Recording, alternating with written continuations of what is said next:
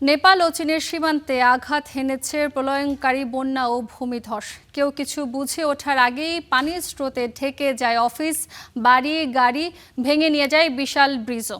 নেপালের স্থানীয় সময় সকাল 8:30টায় আকস্মিক বন্যা। নেপাল পর্যটন বোর্ড জানিয়েছে, নেপাল ও চীন সীমান্তবর্তী এলাকা মুখোমুখি হলো এই প্রাকৃতিক বিপর্যয়ের। এখন পর্যন্ত প্রায় 400 পর্যটক নিখোঁজ হয়েছেন, আর 17 জনের মৃত্যুর কথা বলা হলেও বিপর্যয়ের মাত্রা বলছে এর সংখ্যা আরও অনেক বেশি হবে।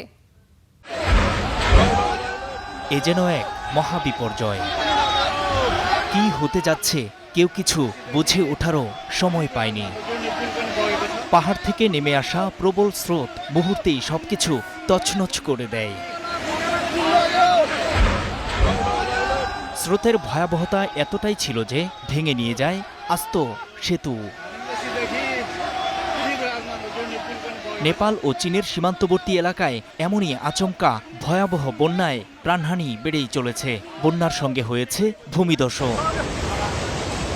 এশিয়ার অন্যতম পর্যটন গন্তব্য নেপালের যে এলাকাটিতে বন্যা ও ভূমিধস আঘাত হানে, সেখানে ছিলেন নেপাল, ভারত, যুক্তরাজ্য, দক্ষিণ আফ্রিকা, অস্ট্রেলিয়া ও নেদারল্যান্ডসের নাগরিকরা। এর বাইরে আরও অনেক দেশের নাগরিক ছিলেন বলে জানিয়েছে নেপালের পর্যটন বোর্ড। বোর্ডের তথ্যানুযায়ী দেশি বিদেশি মিলিয়ে নিখোঁজ অন্তত 400 পর্যটক ও ভ্রমণকারী। অনেক নিখোঁজ ব্যক্তির জাতীয়তা এখনও নিশ্চিত করা যায়নি। প্রাকৃতিক এই বিপর্যয়ের পরপরই সীমান্তের উভয় পাশে ব্যাপক অনুসন্ধান ও উদ্ধার অভিযান শুরু করে দুদেশ। নেপাল পুলিশ জানিয়েছে, তাদের নোয়াকোট ও ধাদিং জেলা থেকে কয়েকটি মরদেহ উদ্ধার করা হয়েছে। নেপাল সরকার জানিয়েছে, থানা, শুল্ক দপ্তর ও অনেক গাড়ি, বাড়ি ও স্থাপনা ভেসে গেছে।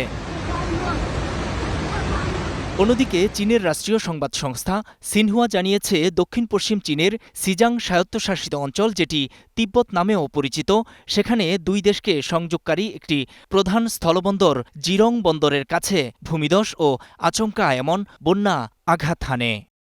নূর মোহাম্মদ, স্টার নিউজ।